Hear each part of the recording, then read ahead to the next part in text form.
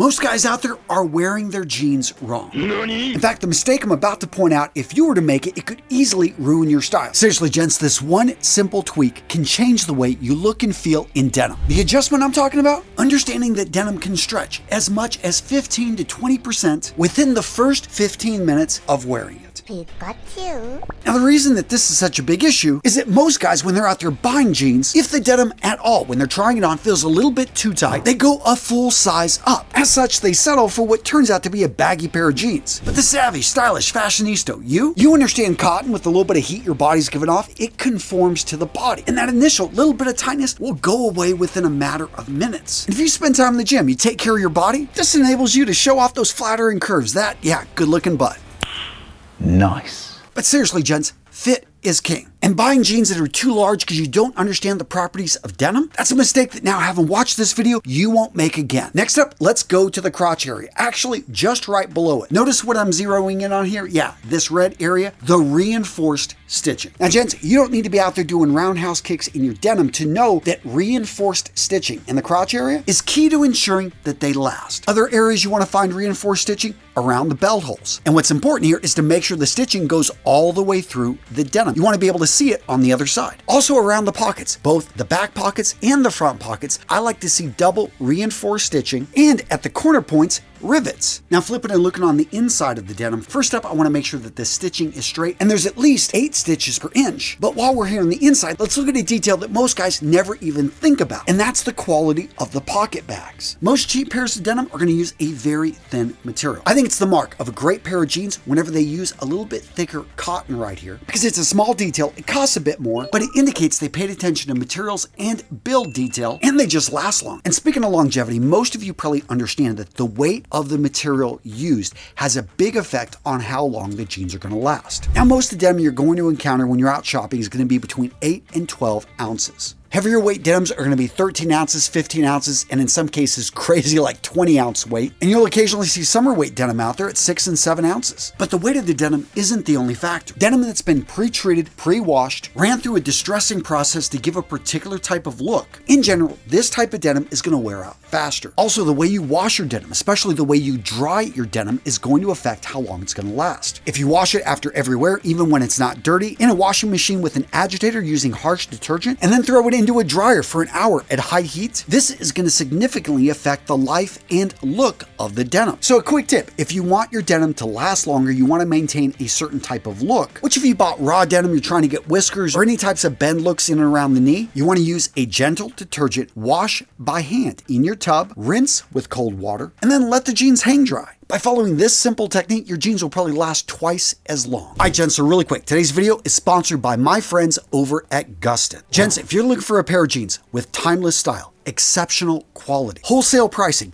and made in the USA, gents, if that's you, you need to check these guys out. So the jeans I have right here are their 1968s. Gents, this is true selvage denim from one of the last great selvage American mills. And by the way, when you find jeans made from this denim, they're almost always going to be priced $200 plus. This pair over at Gustin is a fraction of that. And Gustin's able to do this because of their unique business model. So when these guys started off, everything was crowdsourced. Basically, they asked customers to pay first, then they went and manufactured. If you know anything about manufacturing clothing, you know it's a really risky business. You put a lot of money into a design, then you hope to sell it, but Gustin was able to flip that business model, and by doing so, they knew their costs, they just added a percentage as markup, and the result is you get a fair price, and on top of that, they don't make a lot of clothing which no one wants, so there's less waste in this process. And again, gents, this quality at this price is unheard of. So if you want made in the USA, if you want timeless quality, if you want an unbeatable price when it comes to clothing with limited runs, gents,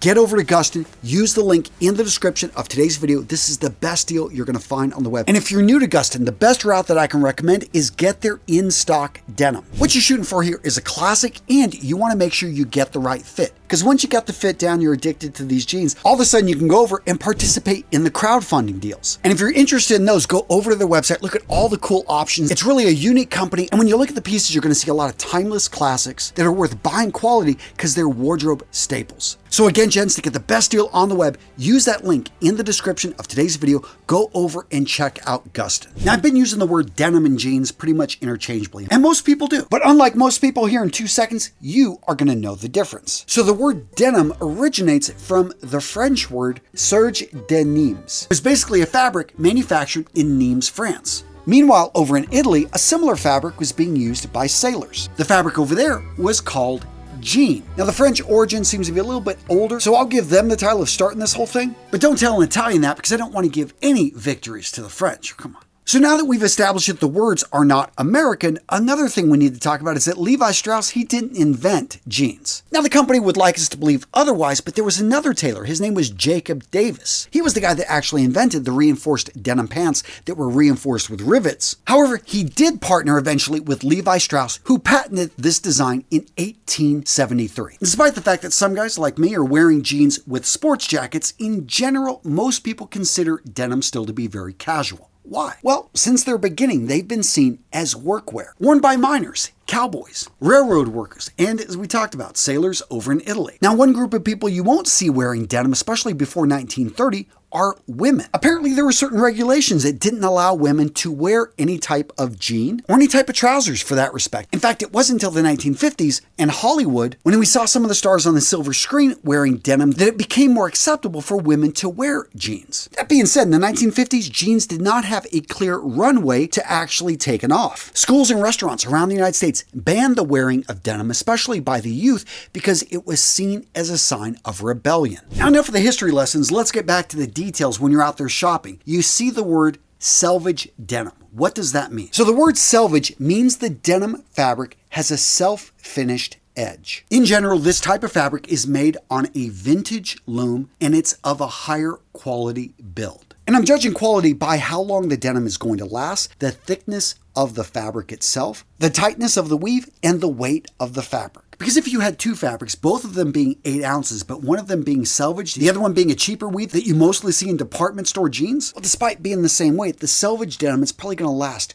3 times as long. It's also going to look better when you wear it. It's going to have a nicer drape. Now, the mass manufactured jeans, to their defense, should be cheaper, but they're not always, especially when we're talking fashion jeans made by fancy labels. Hence why you want to be able to spot quality, because I know you guys don't want to be taken advantage of. You want to get the best deal. Now, at this point, I want to address the mystery of the 5th pocket. Yeah, most likely you've owned a pair of denim that have that little pocket right there. What was this for? Why is it even here? So this pocket is a remnant of a time long ago, because the item they were meant to hold really hasn't been popular for almost 100 years. I'll give you a hint. It used to be a form of jewelry. It was often attached to a chain. It now sits on most people's wrists. Yeah, you guessed it. The 5th pocket used to hold a pocket watch. Now you may wonder, were pocket watches that small? Not really. The 5th pocket actually used to be a lot larger, but over time, because they want to conserve more fabric, and because people stopped carrying pocket watches, they've now made the pocket a lot smaller. It's kind of like the human appendix. Now, at this point, I want to address a mystery that if you've gotten into denim at all, you've probably seen it out there and you're wondering, what the heck is going on here? What I'm talking about is how and why did the Japanese become the denim kings of the world? Seriously, when you're looking at high-end denim that cost over $1,000, yes, there are pairs that cost that much and more. You're going to find most of those manufacturers are over in Japan. So what's the story here? Well, it turns out after World War II, when the American GIs were occupying the country, the Japanese fell in love with denim. In the 1970s in the United States, the denim industry was going through some tough times, especially the mills, as they were looking to get new machinery that was faster and could produce cheaper fabrics, cheaper denim. Now, the Japanese, through luck or maybe foresight, swooped right in and bought the old machinery. These shuttle looms had to be repaired, they had to be modernized, but in a short amount of time, the Japanese had taken the American looms and they were producing some of the most beautiful, high-quality denim on the market. In fact, the Japanese town of Kojima has probably become the denim capital of the world when it comes to quality. Now, for the first 20 to 30 years, this was a very niche industry. The world and the majority of people had moved towards fast fashion. But by the 1990s, whenever the sneaker and the denim industry started taking off in the United States, those in the know started taking notice of the quality of the fabrics coming out of Japan. And to this day, because they've got this unique machinery, they make some of the best fabrics on the market. Which, by the way, our sponsor, Gustin, actually does some limited runs with these fabrics. Now, what about body types? What about build? What is the best denim type for your build. Guys, I got you covered with this video right here. Denim and body types. I break it out. So yeah, go check it out. Solid video. If you're into denim, you want to find the right pair for you. Yeah, I talk about the different styles, the different fits, everything right here.